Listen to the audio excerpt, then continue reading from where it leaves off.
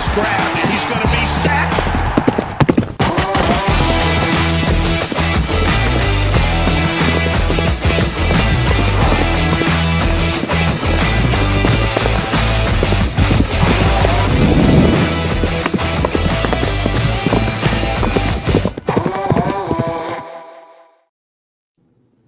Welcome, Broncos country. We're back at it. We're happy to have you guys here for episode 3 of the Empower Hour, Horsepower Hour. Not sponsored by Empower, but we would take that, right?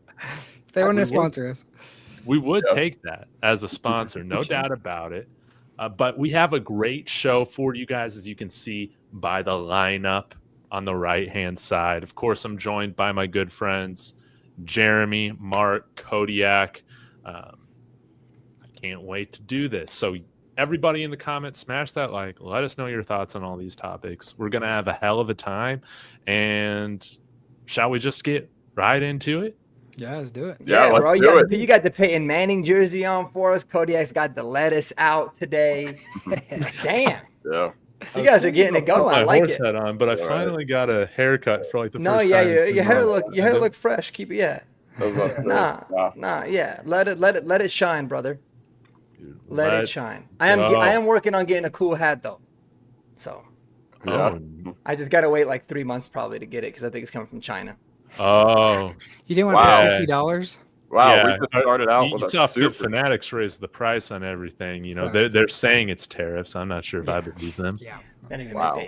And wasting no time with a super chat. Thank you, Eli. Yeah, thanks, Eli. Yeah, Eli says, got to head home from work, so I won't chat much, but still listening. Have a great show, fellas. And thank you so much. Drive safely. And yeah, don't pull a Melvin Gordon. Drive safely. That's what I'm talking about. Yeah. Let's go ahead and get started. So we're starting quarter 1. We're starting with Giddy Up. I think this is everybody's favorite segment so far.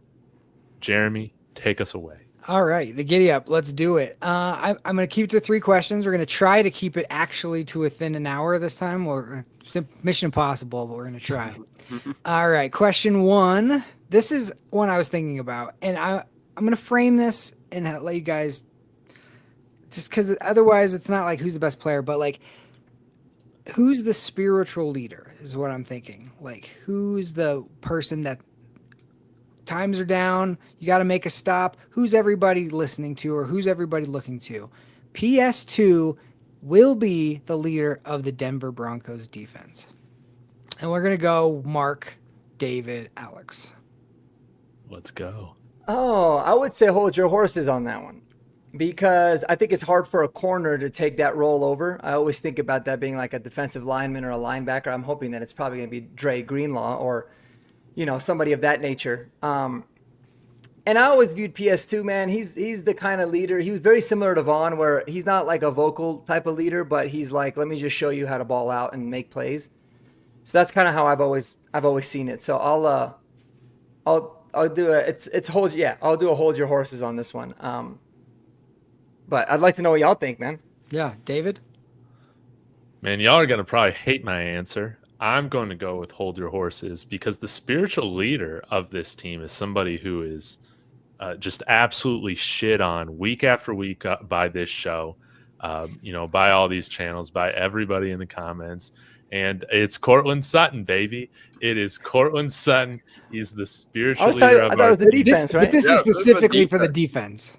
Yeah, because he did say to get a stop. Oh, shit. Well, to get a stop? Yeah. I'm going to change my opinion right now. I'm giddying up right now. It's definitely Pat Surtain. He's Defensive Player of the Year. He's the best cornerback. Well, he will be the best cornerback in franchise history when it's all said and done. And, he raises all levels. The boats rise under his supervision. So, sorry, I was thinking about the offense. It's late here. It's 10:04 p.m. I'm sorry about that, guys. In Texas. But, I'm in Texas. But am I sober? Who knows? Who knows? Guys will find out here shortly. But stay tuned. Dude, I'll go with giddy up. You don't always have to be, we're talking about spirituality. Monks, they can go their whole lifetime without, saying a peep. Pat Surtain doesn't need to be the biggest vocal leader. He just needs to exude aura, and that's what he does. I like it. All right, Alex? He does have the aura. That is no doubt. Patrick Surtain absolutely has the aura, but here's why I go giddy up on this one. Even though obviously he's not going to be the green dot guy, that's usually a linebacker, and obviously, as Mark alluded to, the guy who runs the defense and is the leader is usually on the D line or a linebacker. From what I've been able to see from Patrick Surtain, I think he's started to take that next step into being a leader. Every year since 2022, he has been a team captain for this team, and he's the one that kind of coordinates all the defense hanging out kind of stuff. From somebody who is actually able to interact with the Broncos quite a bit, with their dinners or whatever. Not going to say how, but he was usually the one who set that all up. And now he's doing a lot of national stuff. I know he was on DMVR a lot, and that's not uncommon for him to be on that show. But he was on Nightcapped with Unc and Ocho not too long ago. He's been just doing a bunch of other random NFL, podcasts or whatever, and they just want to ask him, how he took that next step into becoming the defensive player of the year. So the momentum is sky high for Patrick Surtain, and he's done all the right things on becoming the face of this franchise. I like it. A little quick side question. Just give me one name. Who was the spiritual leader of the 2015 no-fly zone defense? Let's do the same order, Mark. Oh, that's a great question because there was so many. But in my opinion, oddly enough, who was the spiritual leader? I mean, it was Aqib Talib, in my opinion, just because he's the kind of dude that he didn't give a shit if he got a penalty. If that meant setting a tone, he would do it because we were just that good to where it was fine. So I would say it was probably him. But now that I think about it, and I think very stupidly I'm not mentioning it, it was probably DeMarcus Ware more than anything. Yep. He was actually the spiritual leader. I think Aqib Talib was the opposite of a spiritual leader. He was the law enforcement type of dude, the tone setter. I think they call him goons in hockey, the dude that just go out to fight and start shit and get the momentum. Dude, he was the capo, in the mafia, man. Yeah. He was El Chapo for the mob, or for the cartels. But yeah, DeMarcus Ware even the way that he spoke was very spiritual So I feel like he actually defines the spirit animal in terms of a team. So I always say it was him. Okay, David. I was just gonna ask for one name, just real quick. Go ahead. D Ware, man. D Ware. Okay, Alex. Brandon Marshall, low key. Wow. He had the green dot that year. Okay, I would have said Talib, but who was the person that held up the Lombardi Trophy the night before the AFC Championship game? That was DeMarcus Ware. Mm-hmm. So you're not wrong. All right, question two. So that's the question. Spiritual leader, it's hard because it's PS2 is obviously the best player, but you got Zach Allen, you got Dre Greenlaw now, you got Hufanga now, you got a litany of guys that could be it. But it's an interesting question. Mm-hmm. All right. Good problem to have. Yeah, exactly. All right. Question two. The Denver Broncos have the best running back room in the AFC West. And we're going to go opposite order. Alex, David, Mark. I got to go hold your horses on this one just because I think, the question here is how do you weigh Genty as a prospect versus, the other running back rooms? Because to be completely honest, if you're just weighing Genty as a elite running back, but not a whole lot behind him, then the Raiders are pretty far down the pecking order. But either way, I don't think the Broncos are strong enough to beat out the Chargers in this regard. I do think Najee Harris was a better pickup for the Chargers than Dobbins was for us. And I do think that, obviously Omarion Hampton going round one shows how the NFL views him, just shows how he blends in with that Harbaugh football. So I got to go hold your horses on this one. I just think that Omarion and Najee are just that much better than all the other rooms. Now, if the question becomes, do the Broncos have a more complete room than the other two, then I'll say giddy up on that one. But for now, yeah, I think the Chargers is just better. Okay. David? I'm holding my horses on this one. And I might go as far to say I don't think we have a top 2 running back room right now in the division. I think we're right along there, hopefully above the Chiefs. But Kodiak said it best. Omarion Hampton, Najee Harris. Now you could argue J.K. Dobbins could be a better deal or value for his contract compared to Najee Harris. But hey, Najee Harris plays. He's on the field. He plays games, and don't forget about the guy who could be their third back, Raheem Rocket Sanders, another battering ram that Jim Harbaugh. I mean, he's going to run all those dudes into the ground. They're going to be a tough team to face again this year. And then when you look at the Raiders, I don't really know anybody that they got in the backfield outside of Ashton Genty, but that's all you need to say. For me to put them above where we're at in Denver right now is Ashton Genty, who, again, 6th overall pick, 5th overall pick, something like that, top 10 Sixth. guy. The expectations are high, and rightly so. All right, Mark. Yeah, hold your horses. I'll take it a step further. You can make the argument we probably still have the worst room in the whole division for a lot of the reasons they talked about. In addition to Genty, I think they got Raheem Mostert, if I remember correctly. That's what Andy's saying. Andy's saying it right Yeah. now. Oh, he is? Oh, yeah, there you go. Yeah, so, I mean, he's someone that is very very productive when he's healthy. But, I mean, he's a good veteran to have in that room. And then, I mean, Isaiah Pacheco, Kareem Hunt is still a crazy good 1-2 punch. As much as I hate both those guys for a lot of reasons, they're both phenomenal. They also got Elijah Mitchell, and they drafted Brashard Smith. So that's a pretty damn good room that they got in Kansas City. I would love to be wrong about this, and I would love for this Broncos running back room to shine, but really there's so much. That's not enough clarity right now. So I would definitely say hold your horses for sure on that one. Yeah, I agree. Quick side question on that one. Yeah. Give me a one-word answer on this one as well. Audric Estime will be running back 3 this season. Mark. Yes. David. Yes. Alex. Yes. Ooh, all right. Good stuff. All right, question 3. There's a lot of talk about a new Broncos stadium, a new place that it could be, which is not very far from the old stadium. It's in the Rail Yards, which is just on the other side of I-25. Is that related to the circus? I think it Barnum might. and I'm not sure. Yeah, I think it might have been. I remember my grandpa, he grew up literally right there off Calumet and 4th, I guess. There was like a house that used to be there for the longest time, and he grew up in that house, and it's like a stone's throw from there. So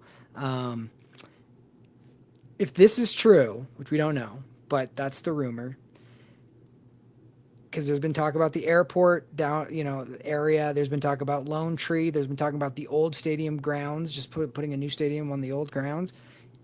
Is this new location the best possible scenario for the Denver Broncos for the future for Denver? We're going to go David, Alex, Mark. Absolutely.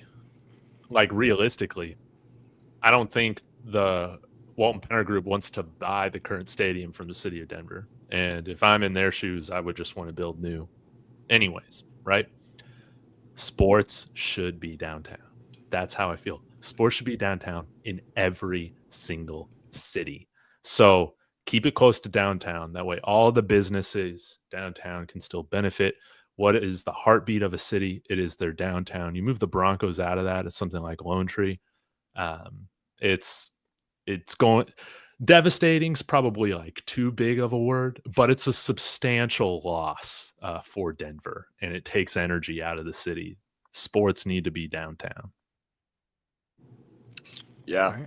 I go giddy up on that too, and here's why. So if you were to build it in a place like Lone Tree or a place like DIA, there is a large part of the Denver area that gets shafted because of that. Like the North Denver fans, like the dudes coming from Brighton and Thornton, like if they were to come down to Lone Tree, that'd be an absolute mess. And as somebody who's like closer-ish to Lone Tree on C470, I cannot imagine 78,000 people taking that highway to get to a Bronco game. But Yeah, no, for all the reasons David said, like I'm not a huge fan of the whole area around the stadium. I think it's it's low key a dump right now, but especially on 9 game days. But yeah, sports should be downtown. Like the people that are coming in to either A, watch the Broncos, or B, watch the visiting or coming to support the visiting team, like they want the stadium downtown too. And I think all the other businesses do too, because you want something to do, you know, Friday, Saturday, and then game on Sunday. So yeah, I go giddy up on that one. And just because the Walton Penner Group, they did not,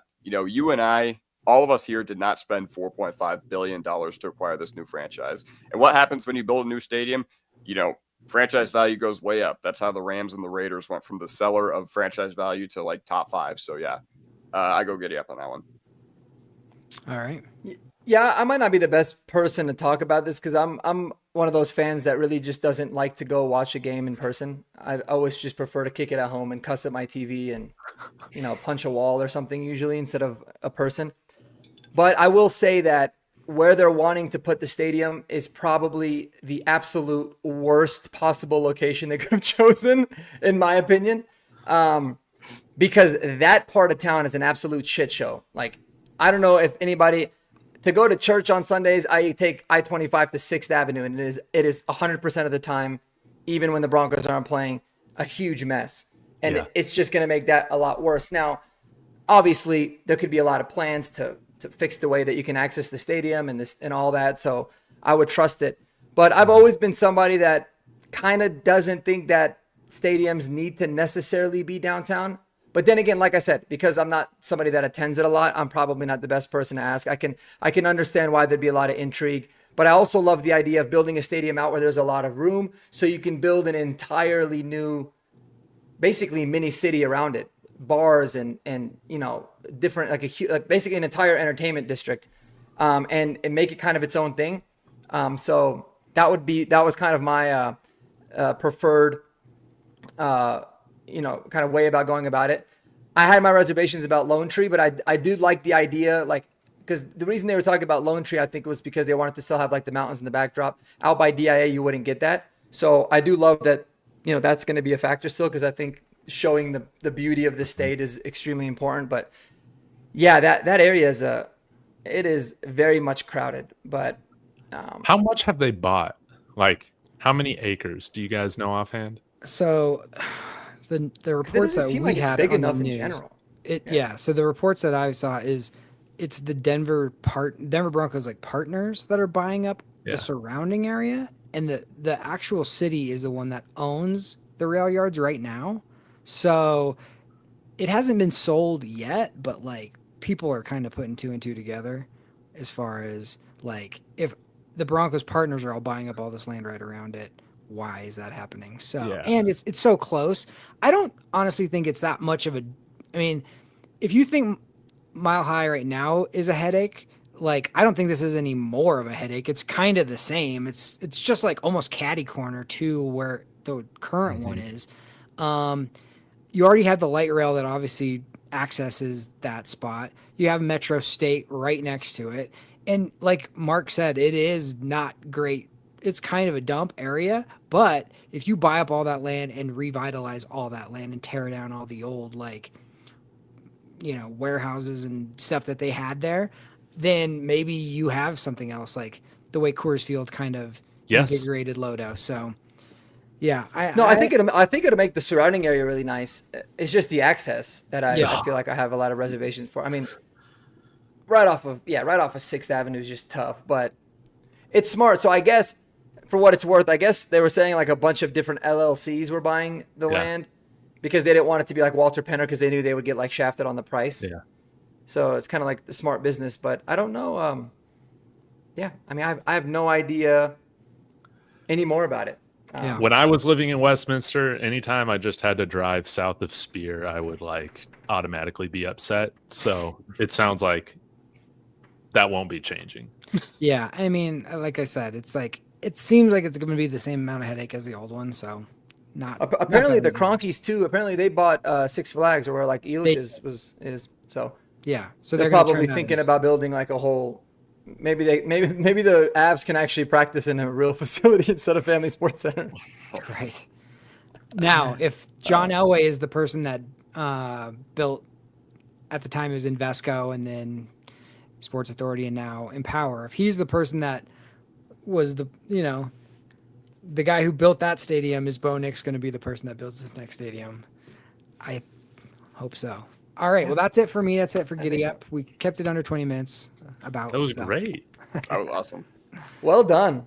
Well done. All right, so on to Q2. This one we're gonna try something different until something really sticks, and I feel like I like it. But this is going to be called Mile High or Mile Lie, and you asked a good question, Jeremy, because it was basically right in the wheelhouse. So we're gonna start with you. So basically, what I'm doing is I'm taking a lot of like narratives that I see from local media, just almost like assumptions that a lot of local media people are saying, and I wanted to know if you guys think it's a mile high or mile lie. So number one is, the signing of J.K. Dobbins hurts Estime more than Jaleel or Badie, because that seems like the narrative and the talk around town right now. I'll say mile high for that. I think they're similar type of backs. I think they're the person that if it's third and short, you're not going to go to Jaleel. You're going to either go to Audric, but now probably Dobbins. So I'll say mile high for that. So you think that you think Jaleel or Badie have a better chance to making it than? Oh, I would just say that it hurts Audric more than it hurts the him other. more. Okay. Yeah, I would agree with that. Okay, cool. David. Man, I'm glad we get to talk about this. Why it's in the thumbnail. I'm gonna go with mile lie on this one, and maybe it's like the opposite of Jaleel. I'm gonna continue to hope that this is a year where Audric Estime is improving. Before I'm just going to count him out, man. I feel like, let's say we're in a certain situation and we need a speedy back out there or a guy that can break a big play. Why aren't you just putting RJ Harvey out there every single time? Like, honestly, when are you going to feel good about putting Jaleel out there over RJ Harvey? I don't think very often, man. Audric, I think he's got the ability to I don't think he's a one-trick pony, because I think that he's got the ability to pass protect really well. Of course, he's got the body, the thighs for it, and he should be better this year and was good at times last year in short yardage situations. So there are a couple ways in which you can deploy him where you feel good about what he can provide. I just got to see the Jaleel improvement before I start buying it right now, going into year 3. That's how I feel about it. Kodiaki. Marky. So I'm going to go mile lie on this one. I heard 104.3 talking about this earlier today, and I don't know. I can't remember who it was. I don't know any of their names over there, but I think they were talking about like, oh, if you get proposed like a 6th-round pick for Audric Estime, do you take it? And I'm just like, people are acting like Audric Estime is Melvin Gordon, dude. Like, I'm sorry. Like, what has gone on to warrant like that level of hatred from the Broncos? I think Audric Estime still will get the benefit of the doubt from this staff, because they took him, during a time where we had basically no resources. And I assume that, all things else equal, like if Jaleel or Estime are literally 50-50 in the camp competition, they will go with their investment. They will go with Audric Estime. But yeah, David said it best. Like, I don't really know why in a situation where you want to use Jaleel, why would you not use RJ Harvey? Like, Jaleel, he's a speed back, but for some reason, like, his longest carry last year was like 20 yards. So I don't really know what he really offers to this team realistically that we can't get from other dudes. Yeah, I don't know. I go mile lie on that one, just because I think Audric Estime will have the inside track and the favoritism. Not based off what he showed last year, because I don't think the coaching staff is very happy with what he did last year. But yeah, I think, hey, it's a new year. Like, he's still 21 years old, I think, or 22.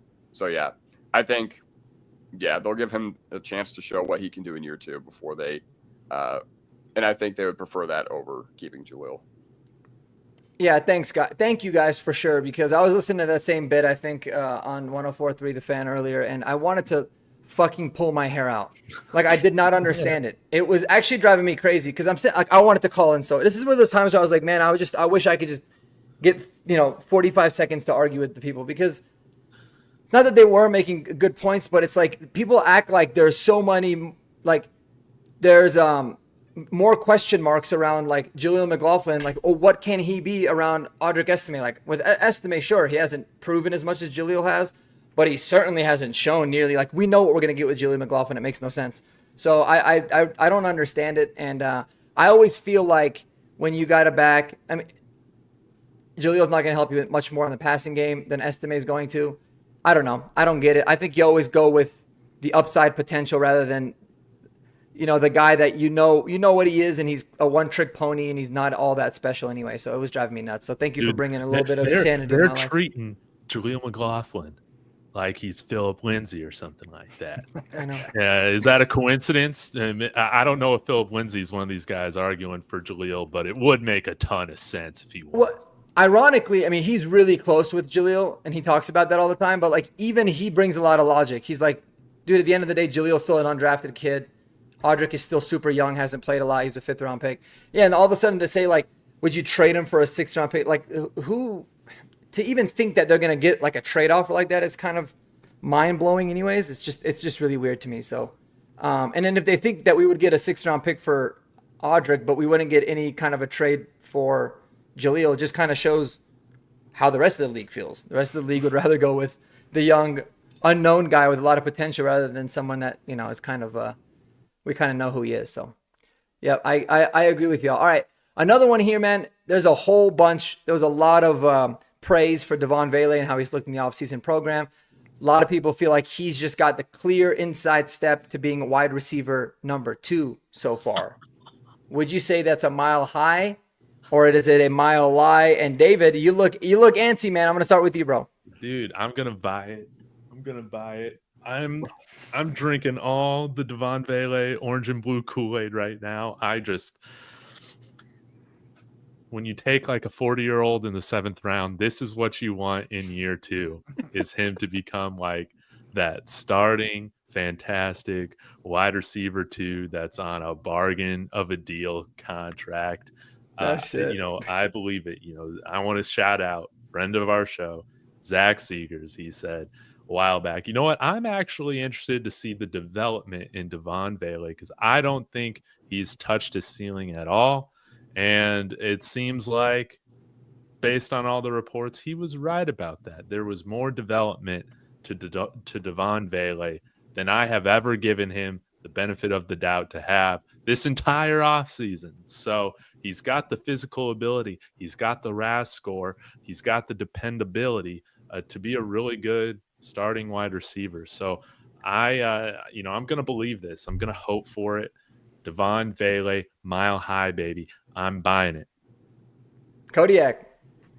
Man, I think David's not going to like what I have to say, but I'm going to go mile lie on this one. So the reason I'm going to bet on the field is I'm just going to bet that, Marvin Mims or Troy Franklin can take that next step in their game. Now, did Vele have a good year for us last year? Absolutely, especially for 7th-round pick standards. But ultimately, he did still kind of take a step back in the last part of the year. I think it was because he was, relegated to kind of that Lil Jordan Humphrey role. But, now that you have Pat Bryant in the mix, kind of, working in that role, being the scrappy blocker rack guy, maybe things could turn around for Vele. But yeah, honestly, if it turns out that Vele is our wide receiver 2 coming into this year, it either means 2 things. It either means that Vele is really, really good and much better than we thought, and the entire NFL had originally slept on him, or it means that Marvin Mims and Troy Franklin would not have progressed throughout the offseason like we had wanted them to as pure wide receivers. Obviously, Mims gets a pass for how good he is as a special teamer, but, Troy Franklin, like if he doesn't, I just want him to be the dude so badly. And yeah, that's just all I got to say. But if Vele is better than we somehow thought, and it's not an indictment on those 2, then it would be completely fine. But yeah, I'll just bet on the field here. What about you, Jeremy? I'm going to go off the board. I'm going to say kilometer high, not mile high, because it is a yes. It is a yes, but barely. Let me explain. So I think that when the season's done and we have the stats, I think he will be wide receiver 2. That being said, I expect Troy Franklin to make a jump. And from the early reports, that is A lot of people are very positive on that. We've heard that about Von Vele as well.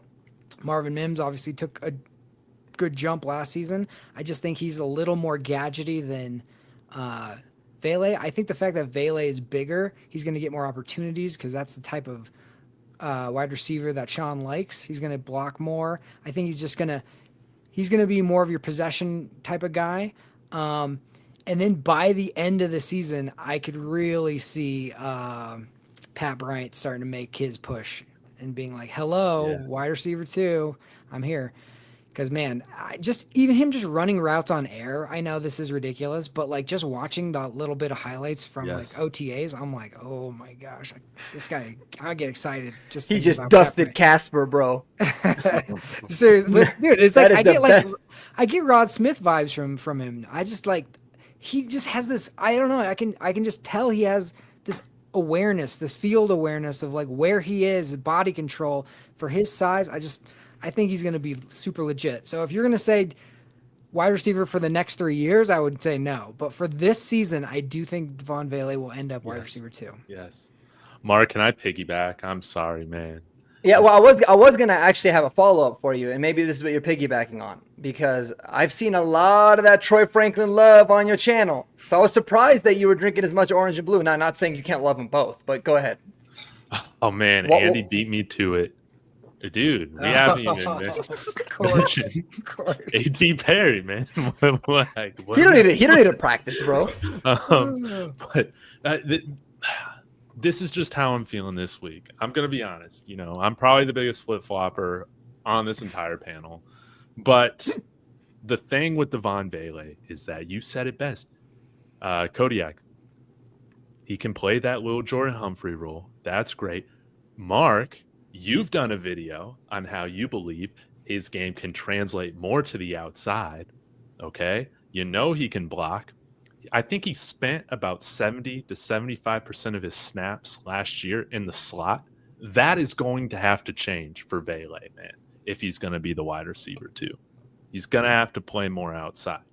Right now, I'm riding that orange and blue wave, feeling like he's going to be able to do it. I don't think that right now Troy Franklin and obviously Marvin Mims, until he shows that he can run like a downfield route tree, has the versatility to supplant something like that Vele can bring to the table. Yeah, I mean, I agree with a lot of what you said. I think you make a good point in terms of, you know, I mean, him playing in the slot, like, I don't know. I kind of go back and forth with that too. And I think he's going to end up replacing little Jordan Humphrey right off the bat, as Kodiak said, because he's really good in the slot. I don't think you should necessarily take him out. I mean, can he play outside? I'm sure that he could. So I feel like wide receiver 2, from a standpoint of the amount of snaps, like snap percentage that he plays, easily without a doubt, he's gonna be wide receiver number 2. But I think if I was gonna bet on it, like who's gonna be starting as the opposite X wide receiver, opposite of Cortland Sutton, I think it is gonna be Pat Bryant, man. I've been huge on him for a long time now. I'm just so confident he's going to be very, very good. And I think he's very mature in his route tree, similar to how Von Vele was when he came out as a 40-year-old from Utah, like you said.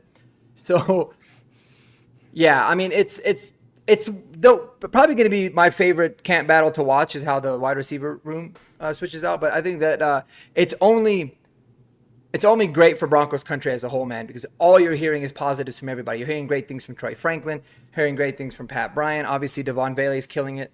So at the end of the day, we all win. So I love it. Good stuff, guys. I think y'all crushed that. And here's my last one. Okay.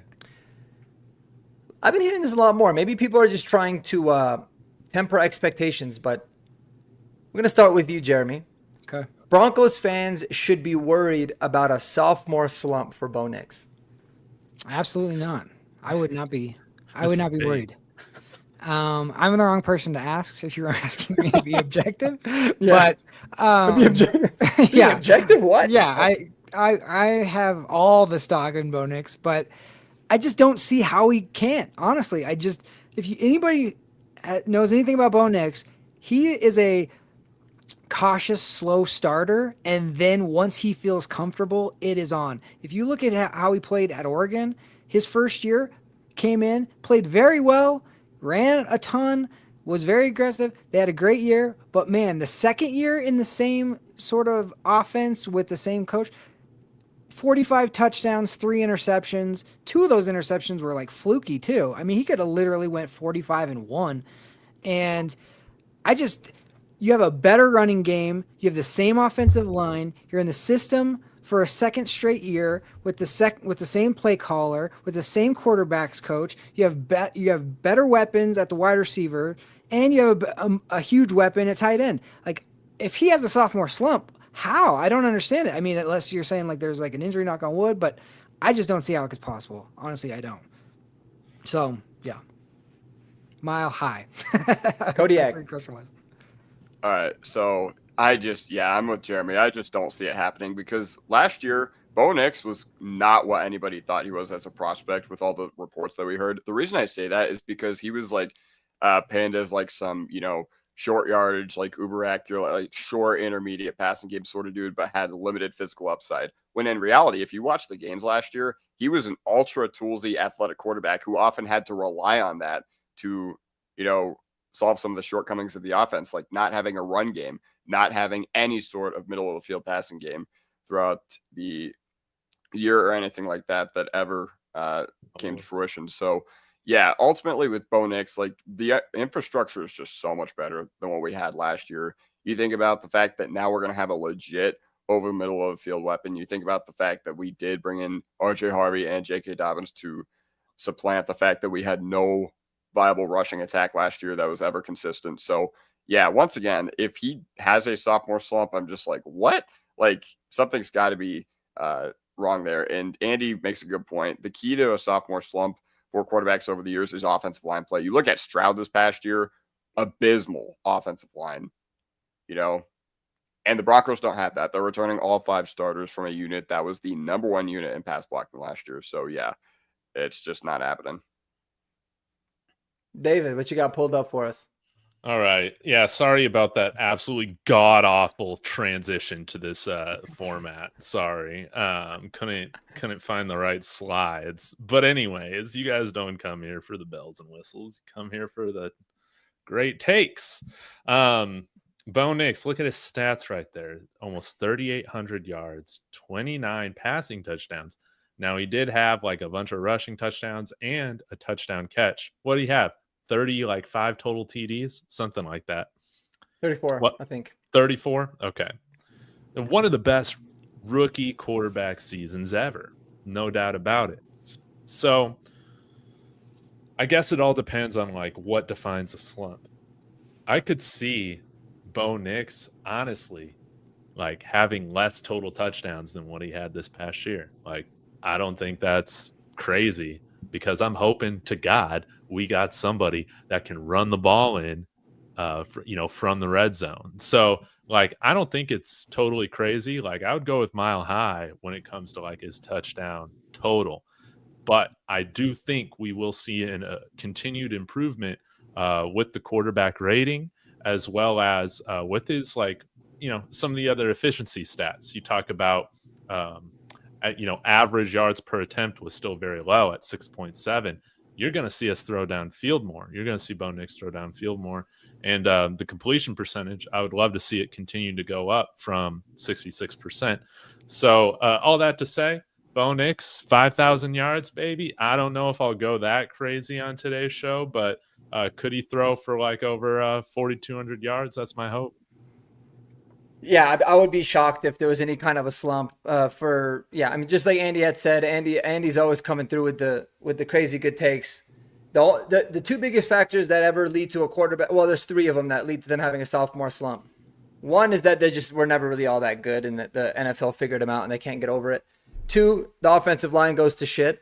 A lot of the times, quarterbacks that are drafted high are drafted onto bad teams that don't necessarily have like the best ecosystem and infrastructure around them, so their O-line goes to shit, or they have a lot of turnover from like offensive coordinator or coach. None of that happens. All we did for Bo is get him more weapons. He's going to be more comfortable. He's going to be better on third down. He's going to be better in the red zone. He's going to be better against pressure. I would be shocked if he has any kind of a sophomore slump, and maybe I cursed him, maybe not, but thanks guys for an awesome go enjoy halftime. This is my Broncos country Hoppy Pale Ale. Shout out to Breckenridge Brewery. They're not a sponsor or anything. That just happen to have it. But First in power. Cheers to all y'all. Dude, cheers. Dude, why don't we get some Broncos collab with some weed stores, you know? You know what I'm saying? Or like maybe like a root beer vape. Starbuds? Yeah, something like that. It'd be like really I know cool. the Starbuds owners. We could do it. We could do a root beer. The root beer vape one would be tough, but maybe we can like make our own vape brand, Horsepower Hour Vapes, and have root beer as the only flavor that we sell. Do you think Nate Atkins would rep us? No, Nate Atkins would definitely rep us, dude. He's kind of an asshole, but we could figure it out. Of course. Well, great job, Mark. That was absolutely incredible. Now it is time for the third quarter. Hope you guys enjoyed the halftime entertainment. And if anybody is out there that wants to sponsor us, go ahead and do so. Let us know. So I'm here to talk about Kodiak's Kings. And what I'm going to do is I'm going to ask David, Mark, and Jeremy, three guys, or not three guys specifically, but about specific camp battles in the offseason. And I do want input from the other guys as well, albeit, try to keep it a little brief. But I'm going to give you all ample time specifically to call your shots with all these specific battles. I'm going to start with Mark because this one's going to be really fun, and I've heard you talk about it a lot. You talked about it not too long ago. So, all right. Let's go. Who's your king, Mark? Inside linebacker 2. Who's your king? Sternad, Sanders, Singleton, Lavelle Bailey. Go ahead. Lavelle Bailey is my king, man. Mm-hmm. He's my king, and it's only because I love the story and nobody else is picking Lavelle Bailey. But I will say that even though I think he has a really low chance of ultimately being wide receiver number 2, I'm always a big fan of going with the unknown player that you have seen flashes and you've heard a lot of upside. They're hungry players. When they're playing next to a veteran like Dre Greenlaw. If Dre Greenlaw was not here, I would be like, no, give me the safe guy. But you might have some bumps and bruises. Dre Greenlaw can kind of make up for that. But Lavelle Bailey is my king. Perfect. David, any thoughts? Yeah. I'm sorry, what was the question? So who do you think is going to win inside linebacker 2? Oh, okay. Right now it's got to be Alex Singleton, man. Until I can see that Drew Sanders can read like play action and Bailey can perform good against somebody who's not like practice squad UFL level players, I'm going with Alex Singleton, even on half a leg, torn ACL, all of that. I still would not be surprised. I think, Mark, you brought this up on one of your videos lately about how we save, a bunch of cash if we cut his ass. Why not bring in Eric Hendricks, man? Starting linebacker for that, wasn't good this past year, but many vaunted, Dallas Cowboys and Minnesota Vikings defenses. He can replay action. CJ Mosley, he's got, an Al Wilson neck. That's okay. We could still use him. But right now, I'm going with Alex Singleton. Drew Sanders needs to prove that he can anticipate. People want to talk about the athleticism. That's great. Can you read a play? That's the most important thing. Yeah, good thoughts, Jeremy. Yeah, these three players are very interesting because it's like Drew Sanders is the athletic freak that if he somehow did put it all together mentally, like he would be the guy. Lavelle Bailey is the feel-good story and the underdog, and you got to love that. But I got to agree with David. It's Alex Singleton. Alex Singleton is the heart of this middle of this team, of this defense. He's playing on a freaking torn ACL. He's a guy that should have probably like athletically washed out of the league like after a couple of years, but he loves it so much. He's got the passion for it so much that I'm just never going to doubt that guy until like he hangs him up. I just think he always overachieves. When we signed him, I was like, oh, he's a, Philadelphia got rid of him for, he had a lot of tackles, but they got rid of him for a reason. We'll see how he is, whatever. And he just comes in and produces over and over and over. He's not the fastest. He's not the biggest. But, man, if you need somebody to – we were talking about the vocal leader and the spiritual leader. I think it might be Alex Singleton, honestly. Ooh, that's a nice take. Good thoughts. I got to piggyback on this. Give some props to some people in the chat real quick, if that's okay, guys. Mm-hmm. Jack Ken is a Raiders fan. He found us. And it's nice to see Alex Singleton, get some freaking respect from outside Broncos country who absolutely hate Alex Singleton. Why would Jack Kenna not want Alex Singleton to be covering Brock Bowers this upcoming season? I would be saying the same shit. I'd be like, hell yeah, dude. Bring Alex Singleton and have his ass line up against Brock Bowers. That's what I would be doing. So, God. Yeah, thank you for joining. And even though you're a Raiders fan and I hate your profile pic, it's welcome and it's awesome to have you here, man. And if you have any Raiders podcast that you're on, put it down in the comments. I'd love to check it out and talk some crap. Maybe right now you're ahead of Bolt Casa for being favorite rival fan of the show. Where has Bolt Casa been? I'm freaking out. I've seen Bolt in a minute. Man. I don't know. I gotta say, he's winning the offseason. Hey, Jack. Yeah, he's still watching the scheduled release video. He's waiting for those alternate unis to get dropped, Yeah. But the Rockstar, it's his first time here. He found us through the algorithm on one of our streams. So welcome. Please subscribe to all of us. We try to give you at least decent content most of the time. So not always sober content. No. Right, David? Clearly. Yeah. And Jack, I'm just going to say, Jack, can you pick a better team? Come on, dude. Yeah, come on. We're way better. I mean, we got Alex Singleton over here. So, yeah. And I'll say this. I really just think people don't like Alex Singleton because they don't like the way in which he tackles. That's all it is. It's like a stylistic thing. He pulls guys down. He doesn't blow them up. That's all it is, man. But anyways, enough of that sidetracking. Just had to give love to the chat. What's up, Rodney? Yeah, absolutely. So, well done. I love that segment. But now I'm here to ask Jeremy. All right, call your shot. Okay. So, behind Adam Troutman and Evan Ingram, Lucas Kroll or Caleb Lohner? Oh, man. For this season, I'll grow Kroll. I mean, if we're buying long stock, I'm going Lohner, but Kroll, Kroll's further ahead. Lohner had 54 snaps. I just can't. As much as I want to get excited, I just can't get there right now. But Kroll, had a lot of buzz last year about this time, and then it did not pan out. But I think he can do. Give him a year to get his bearings. I think he'll be all right. But Lohner, man, apparently he made some play at the end of the last play of like the OTA, and people were like, whoa, all right. So I'm not sleeping on either one of them, but yeah, I actually do think Atkins is probably like the best option behind as far as like playmaker, as far as our tight ends go for tight end too, honestly. He just made plays last year. It must've been that root beer vape, but yeah, out of those two, Kroll and Lohner, I'll go Kroll. Mark, any thoughts? I mean, I'm taking Lohner 100% of the time because I feel like Lohner, I mean, I don't care how many games he's played. 19 receptions is what Kroll had last year. You're not really putting a very high bar. I'd rather go with someone that maybe gives a little bit more expectation. I totally get what Jeremy's saying in terms of like long play versus next year. But again, I mean, give me the unknown guy with upside, and I'd rather figure it out than kind of somebody that I know like what they're gonna do and it's not very productive. So yeah, good thoughts, David. David's had a Lohner boner for a long time. Dude, this is not personal to Lucas Kroll, man, but I spent a lot of energy on that man last offseason around this time. We all did, brother. He scorned. Yeah, he did not come through. And here's the thing, man.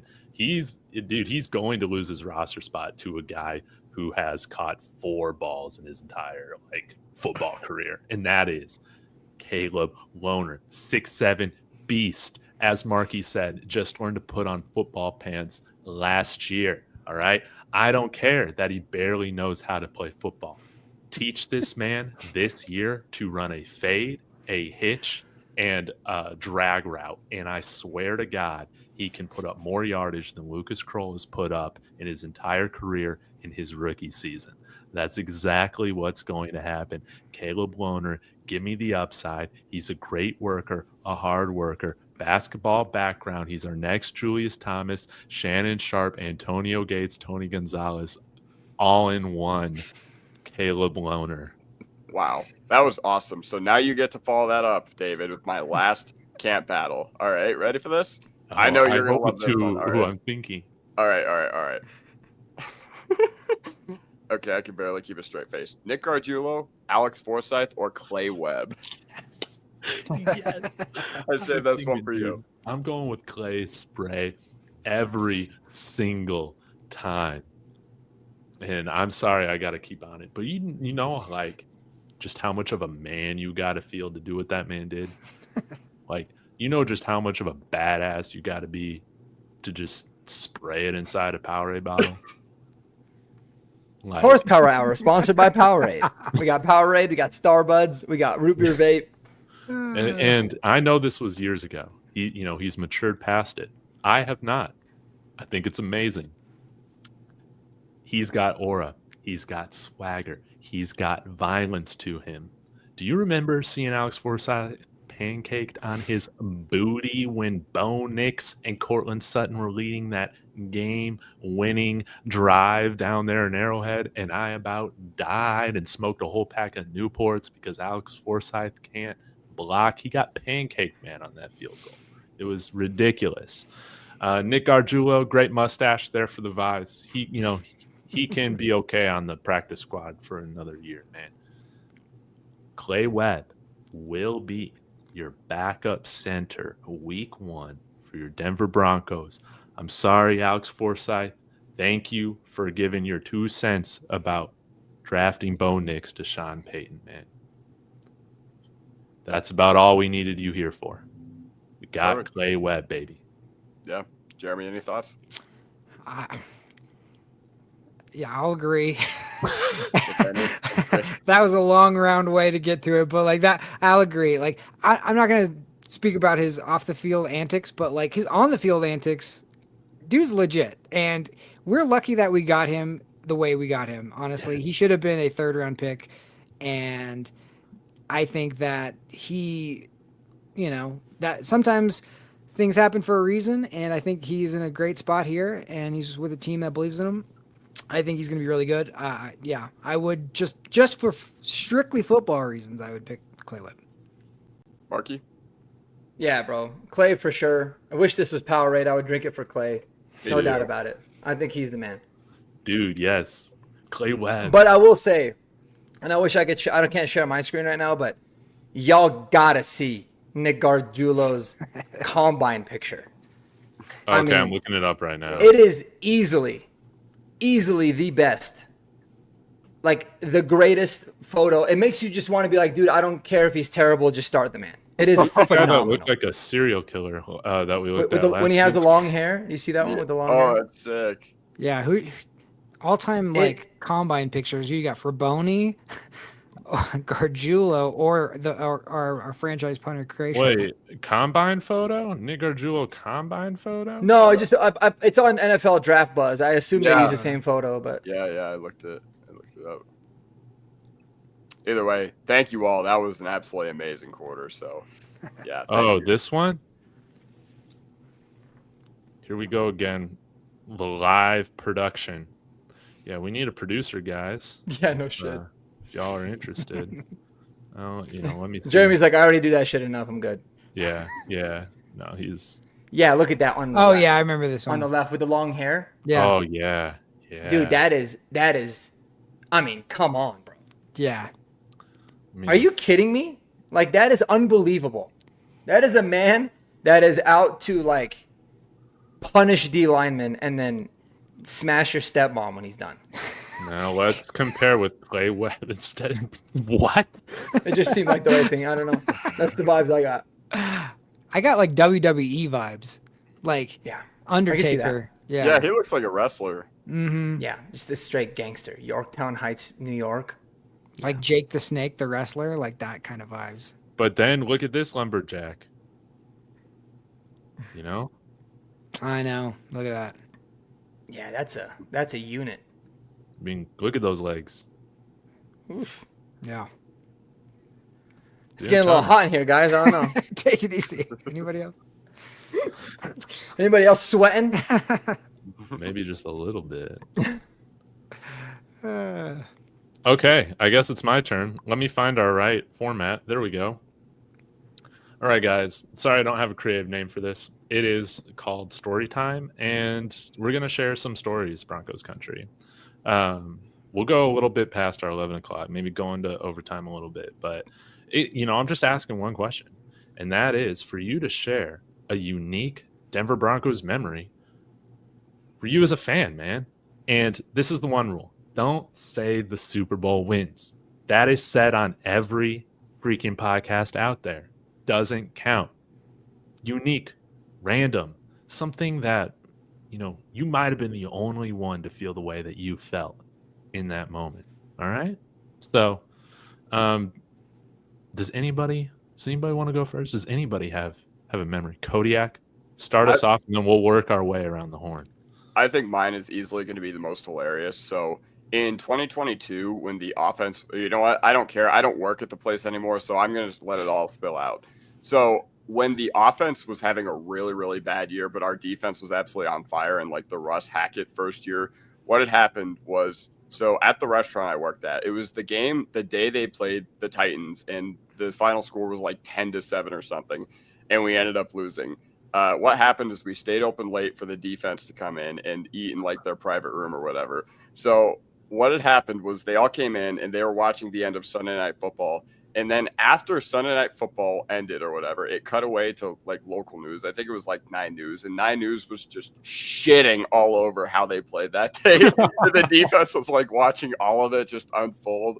And like they showed a Russell Wilson press conference on the TV. And like, oh my God, I could have literally, I could not feel anger more than I've ever felt in that moment. Like, I remember there were dudes like literally yelling, like, look at this stupid, like expletive. Look at this, whatever. You think with all that money he could afford a haircut? Like after, after all that. So, yeah, that was a unique moment for me, and I've been very fortunate to come across them, and I got stories not quite like that about them coming in, but another one I'll share is that the day we cut Corliss Waitman, we cut, I forget who, Sam Martin for Corliss Waitman. The inside linebackers were in a room as well, and I was kind of eavesdropping because I wanted to get all the juicy stuff. They were all just like, is Corliss even good? Then everybody else was like, fuck no, he's terrible. So yeah, that was once again, I don't work there anymore, so I don't really care who this falls on, but yeah. That was beautiful. Oh, I was hoping Kodiak would not go before me, man, because not only does he have the best stories, but his storytelling ability is ridiculous, dude. So yeah, now you guys got to follow that out. I know. Jeremy I'll go, or I'll Mark. go. Yeah, okay. You're All good. right. I'm the oldest one here. I will tell you, when I think I must have been like 6 or 7. And this was back before flat screens and big screens and all this stuff. We had like one TV, and it did not have a remote control. You had to use the knob. And I remember and the one TV was like in my parents' like room, kind of like up on like their shelf, whatever, on their dresser or whatever, and you'd have to go in there and sit on the bed to watch TV. Like, this was like way back, right? My dad put the TV on one of these little trolleys, brought it into the living room, and I was like, whoa, what's going on? And he's like, it's the AFC Championship. We got to watch it in here. Got to have it in in the living room. And I was just like, oh my God, this is the first time in my entire life I ever saw anything like this. And I was like, oh, what is this? Well, what ended up happening? The Cleveland Browns, The Drive, forever shaped me as a Broncos fan. I'm sitting in a living room watching TV for the very first time on this. It must have been like a 19-inch color TV with the knob, and we're going nuts. Elway's bringing us back from this unbelievable situation. It's one of my first memories of being a Bronco fan in a Bronco household, being raised that way. And a couple years later, for Christmas, this is my Christmas gift right here. The John Elway huddle full uni right there. That's Christmas morning. So that was the baptism of me as a Bronco fan. I love it, man. I love it. I'm gonna do two. Well, there's so many stories. You can do two. Dude. You can do two. It's okay. I feel like there's a couple that I've mentioned in terms of one that made me love football, but there's two that come to mind right off the bat. And it's because somebody in the comments earlier talked about Al Wilson and the Al Wilson neck roll. It made me think about that right away.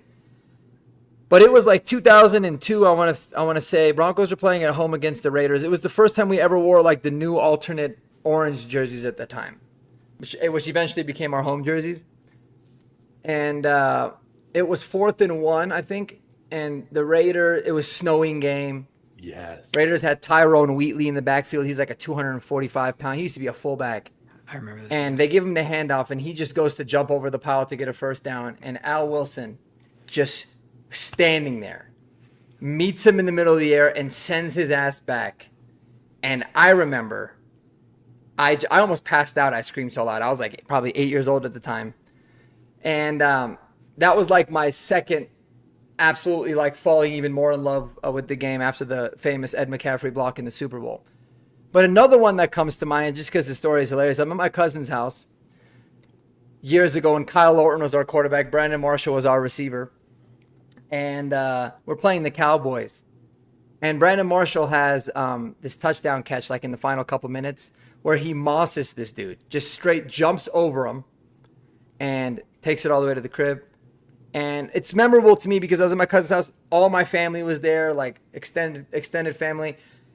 I literally just take my shirt off and start running around the house, spinning it. And my mom got so mad at me because she was like embarrassed, like, what the hell are you doing? Breaking stuff in the house, knocking things down.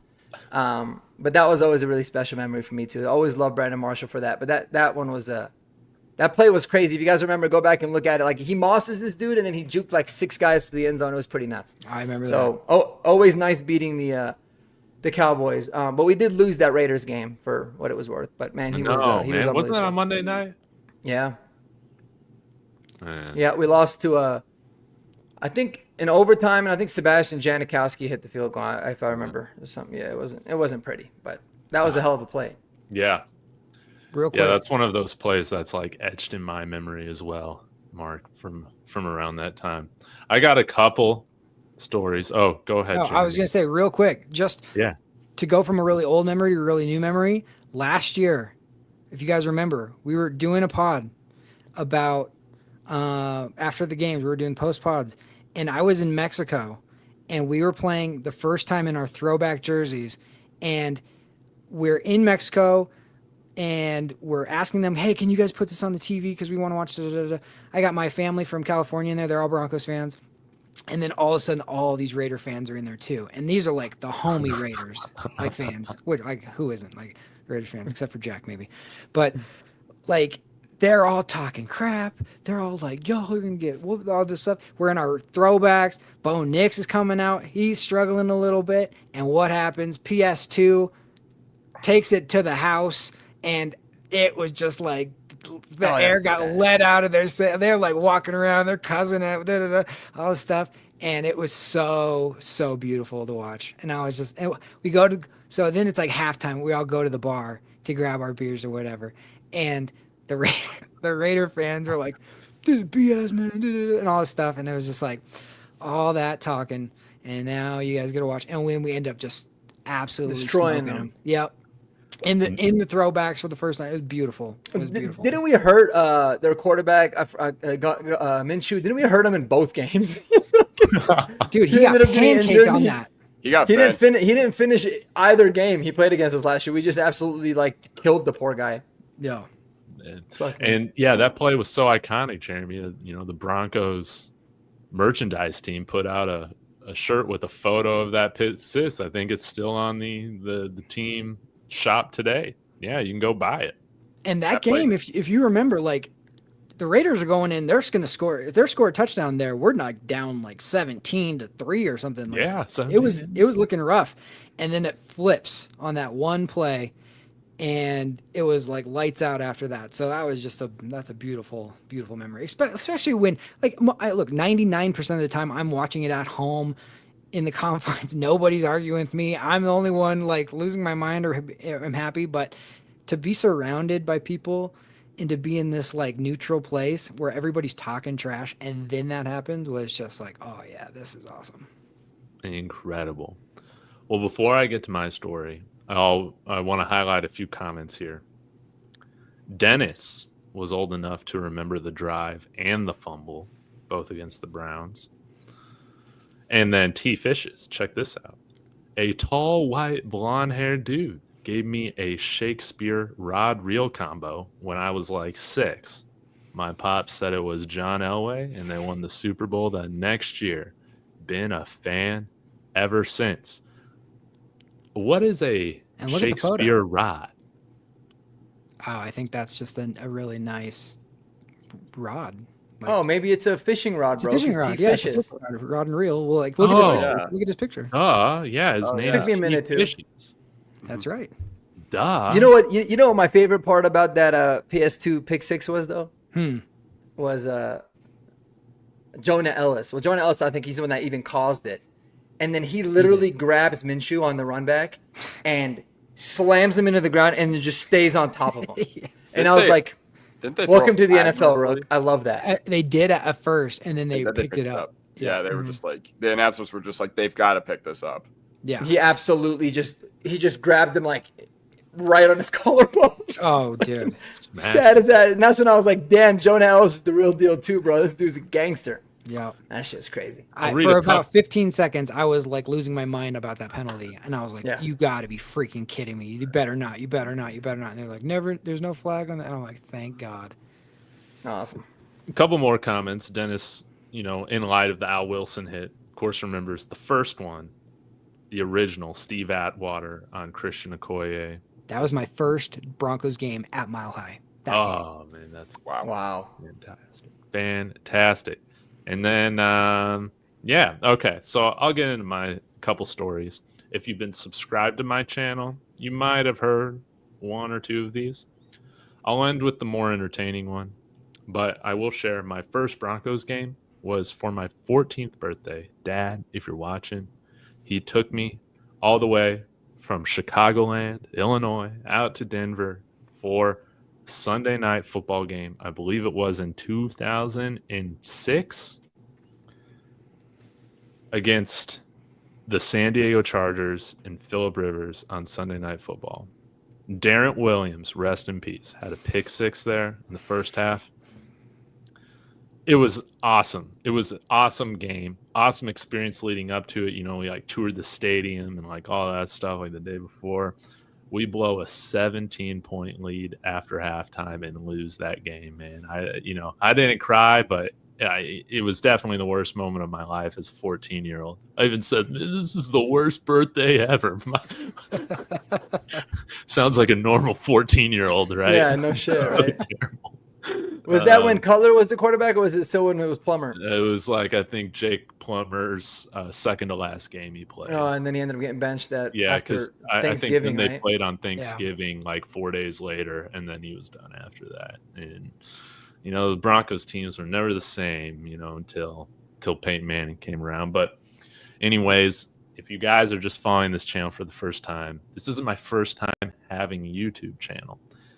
When I was like 14, 15 years old, I uploaded videos from my camcorder up onto YouTube before it was acquired by Google under the name, I think it was Bronco Boy.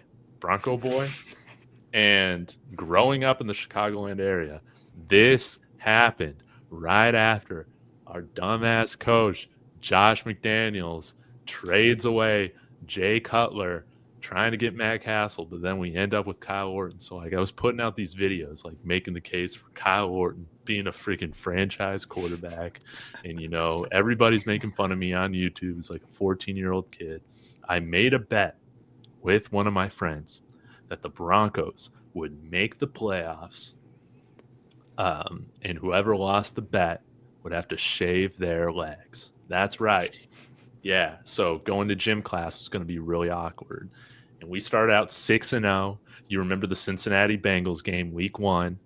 And that was insane. My dad and I were screaming, running our way around the house, freaking out. That was an ugly football game. It looked like an absolute disaster. But then Josh McDaniels started cheating. If you haven't heard DJ Williams talk about this, go look it up. It's fantastic. We start out 6-0. I'm feeling amazing. Then we start losing some games. All of a sudden, YouTube's no longer fun. I delete all my videos by the end of the year. And I ended up shaving my legs, which, absolutely sucks. So Josh McDaniels also, kind of ended up bullying me. I ended up getting made fun of way too much. And it hurt even more because growing up in Illinois, I'm surrounded by Bears fans, and they sure let me know how much of an idiot I was for being a Broncos fan. Yeah, that's awesome. Talk about the most confusing season. 6-0, then you lose 4, then we won 2, and then we lost 4. We never just back-to-back that. We either really good or really shitty. Man. And that was the year. Shaving the legs is actually, that's a good bet though. That's a good bet. Like, it's embarrassing, but it's not over the top either. So I like that. Yeah. I like remember changing for gym class. They're like, dude, what's up with your Yeah, legs? it's when you wear pants for a little bit, right? Yeah. It was odd, but yeah, I'm like, dude, it takes a long time to grow back leg hair. Like, it was basically like that for like the not if you're Middle Eastern spring like me, but in semester, general, man. yeah. Like, yeah, Back by Lions will morning. go shit, bro. yeah. No, Dennis was at that game as well, north end zone. I forget where we were sitting at, to be honest, but we were there in the lower bowl somewhere. But yeah, it was like iconic, man. It was so fun. And I only went to one Broncos game during my 6 years living in Colorado, and that was like Teddy Bridgewater and the Broncos against the Ravens. After I wasted $200 to go to that game, I'm like, man, I am never. I'm 1-6 in my Broncos attendance career. Oh wow. We won one time. Dude, against the Packers Monday night, we absolutely demolished Aaron Rodgers. He had like 82 yards. Oh, I remember that game. That was it. First game I went to, Raiders beat us, what was it, 59-10 or something like that? What was that one? It was one of the Dude. It was my birthday gift. Yeah. My birthday gift. And I looked at my brother who got me the tickets, and I said, hey man, I love you and thank you for thinking about me, but like don't ever fucking do that again. Ever. I don't know if you guys this is can see, terrible. but my all-time record seeing the Broncos in person is 29-15. All right. Damn. Is it like a tracker? Yeah, it's called Memento. You can like track all your teams. Like I got the Rockies, the Broncos, the Avs on there. So yeah. Nice. Wow. Actually, I take it back. I'm 2-7. Oh. Just going through my head. Yeah. We won 2 games. One of them was the KJ Hamler winner. So Kodiak's always allowed to go to the games, but if you ever find out that like I'm somehow going, be terrified because we're probably gonna lose. Are y'all on the season ticket wait list? My dad and my grandpa have them. But like as we've gotten older, they don't really like going to games as much anymore. So I'm just like, give all the tickets to me. Yeah, for real. Well, if we get this new stadium, I'd be as bold to say I think it will seat 100,000 people. That's what I'm talking about. So if you're on the list, I joined the list in like 2017. You got to move back first. I know. You This think he'll move is fly in only every... temporary. It's only temporary. That's true. You think we should have a dome or we should That's keep what it I an was outdoor about to stadium? ask you. I was about to ask the same thing. Think we should have a dome? Yes. I absolutely think that because then we could have more stuff going on in Denver, right? Could have World Cup maybe. You could have some other things. We could actually host like a Super Bowl, which would be like really cool. But I think the conditions have to be absolutely terrible for you to close that thing for a Broncos home game. That's my one caveat is that we don't close it very often unless we got like a noodle arm, goat, Bo Nix at the age of like 41 years old, then yeah, like And you close that bitch. Yeah, you're closing that thing, no doubt about it. But give us the option to do other things with it throughout the year. Like I think it is, and if you've had, God forbid we start to be a playoff cursed team, I don't think that's going to happen. But like the Buffalo Bills, I can't think of a more dumbass decision with how many important field goals have gone wide right or wide left or whatever. And now they're, $4 billion stadium that the residents of Buffalo are footing the tax bill for. They're just not even considering putting a roof over that thing. It's so stupid. I'll never believe fans when they're like, football has to be played in the elements, like when it's snowing and it's cold. I love it. Like, do you though? Do you really love it? Dude, I'm miserable watching them from my house. Right. I'm like, dude, it's fine if you're inside and you're in a t-shirt and you're comfortable. I don't know, man. You know what I was thinking though? This would be, if you really want to go big balls, because we're the richest owners in the NFL. Just do it. Get a stadium where you can just control the weather 100% of the time. You can cause rain. You can make it snow. You can make it cold as shit. Like you're playing the Dolphins at home, -10 degrees. You're playing an older quarterback with not a strong arm, 60-degree winds. Like whatever you feel like is going to be in your advantage, dude, that would be awesome. It's like an ecosystem. You have no idea how the weather's going to be. You just figure it out. You're like, all right. It's like the Truman Show, but for football. Mm-hmm. It's like Sean Payton knows the conditions, but the play with the stadium noise, but like taking it to a whole new level, right? With the conditions, bro. Like in the first quarter, you'll get 70 and sunny, and then by the fourth, it's going to be like a hurricane. You don't know. It's like choose your own adventure. Hey, we're up 3 touchdowns. Now it's going to be boring rain. Or every time we're on offense, it's beautiful, and then when they're on offense, it's just an absolute nightmare. What was that football game that came out in like the mid 2000s, and it was like Blitz, yeah, NFL Blitz. Yes, Blitz, where you could like take steroids on the sideline and like send prostitutes over to the other sideline to like distract the players like during the games. Like just that wasn't Blitz. Yeah, I was gonna say I don't know. That was GTA football, bro. Yeah, exactly. Yeah, it was rated M. It was awesome. Yeah, you used to be able to like block people through off the wall and shit. Yeah. I remember that. Yeah. Mm-hmm. Yep. Yeah. No. Blitz was dope. Blitz was. But I remember the prostitutes. No, that was a David special, I think. Oh yeah, let me Blitz video game steroids. Like let me pull this up, man. It was probably like the GTA edition, bro. That'd be so funny. Like, GTF, Grand Theft Football. Like, look at this, guys. You get the option here of choosing. Was this a fever dream or was this an actual I video? think this is a fever dream. No, sure. this was a real video game. Oh, guys. It was called Blitz the League. Yeah, Blitz the League. Yeah, this guy has a video that says using steroids to get every injury in Blitz. Yeah, I mean, look at this. Or else you die.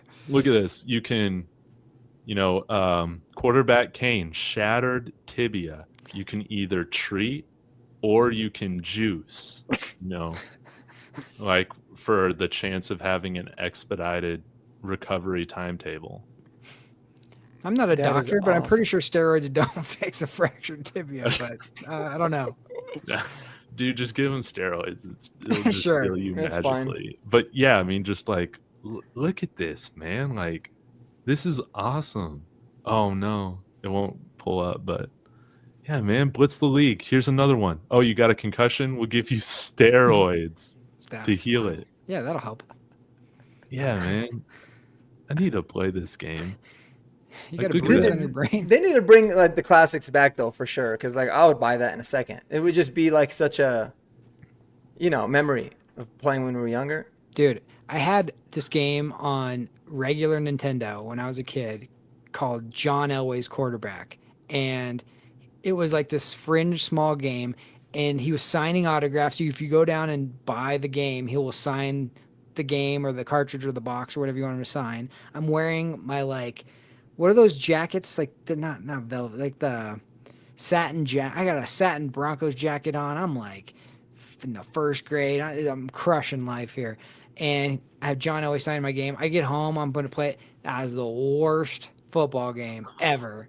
And it had like this little glitch where like you could call this one play and you would throw it to literally anywhere. And some guy would come and catch it and run for the touchdown no matter what, every single time. So awesome.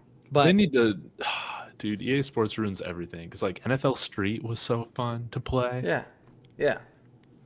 And for all the They were old all more timers, fun. Tecmo Bowl was it back in the day. Andy in the chat says we need the David Talks Broncos Blitz series. Dude, Yeah. for real though.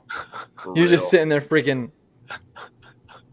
popping steroids Dude. and getting the hookers. And Like, then this Dennis is- says, sounds like a Dallas Cowboys inspired game. That's funny.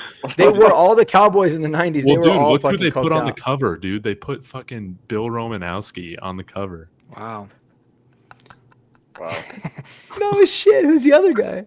Yeah, who's the other guy? I don't even know. Can't see it. That's funny, bro. It's like Lawrence Yeah. Taylor. or something. Yeah, Blitz the League, dude. Like, Yeah, it's Lawrence Taylor. and then is this like fucking Will Smith? Looks like him. Yeah, dude. Dude, yeah. What if the cops show up mid-game, man, and arrest your player? Like, what do you do? I need to play this. What? This sounds awesome.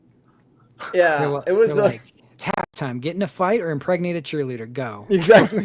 You're like impregnate. Yeah. That's Raiders edition. Yeah. Well, Dude, I'm telling you, man, they don't make video games how they used to. You know, like, yeah. If you guys are bored sometime, go look at like the old like Tony Hawk Pro Skater commercials. oh, I remember. Like those were like so unhinged. They would never fly like on today's television. Yeah. Man. But they're No, just so dude. good, man. Yeah, we need to bring that back, bro. We need to bring back all the shit that would offend people. Because Yeah. it was Just fun. because they Nobody were took it fun. seriously. Nobody was like actually thinking it's serious. People understood the difference between reality and fantasy. In a video but- game. Yeah. But Yeah, Now it's dude. crazy, bro. Now you play video games, you feel like you're actually murdering somebody. You like go to bed guilty. right. Right. I'm like, oh shit, I killed Yes. that dude. That looks Somehow fucking real. you're not allowed to do certain things, but you're allowed to like murder like anybody and everybody. Like, okay. Yeah, and it looks real. I'm like, damn, Yeah, I know. the hell? Yeah, it's crazy. Yeah, it's crazy stuff. All right, guys. Well, I'm gonna wrap this thing up. And I just want to say thank you to everybody in the chat, whether this is your first time watching or, you know, this is episode 3 of this collab. You know, thanks for sticking with us. Please subscribe to everybody's channels. Links in the description for that. Hopefully you guys linked everybody else as well. All right. Yeah, hopefully. Are you guys doing some more OT over on y'all's channels? On Kodiak, yeah, Kodiak, Yep. you gonna put your channel in the chat. Yeah, Yeah, everybody so can guys, come. yep. Yeah, come on Me over. and Mark are both going to be streaming overtime, so the fun doesn't have to stop here. You know, talk about your hookers, talk about your cocaine on the football field over at my channel. It's titled NFL After Dark, but I will leave a comment on David's channel if you guys want to check that out. And with that is meowing really loud, so I can let out. But I'm gonna drop a comment real quick. Perfect. And we I should- will- We'll go live as soon as Jeremy and Mark join that one as well. Okay, perfect. Well, guys, thank you so much for joining. Really, really do appreciate it. This is going to be a lot of fun. Well, I'm going to be listening, until I go to bed. But this has been another edition of the Horsepower Hour. You won't want to miss this closing video. Give me 1 second. Go Broncos. Go Broncos, baby.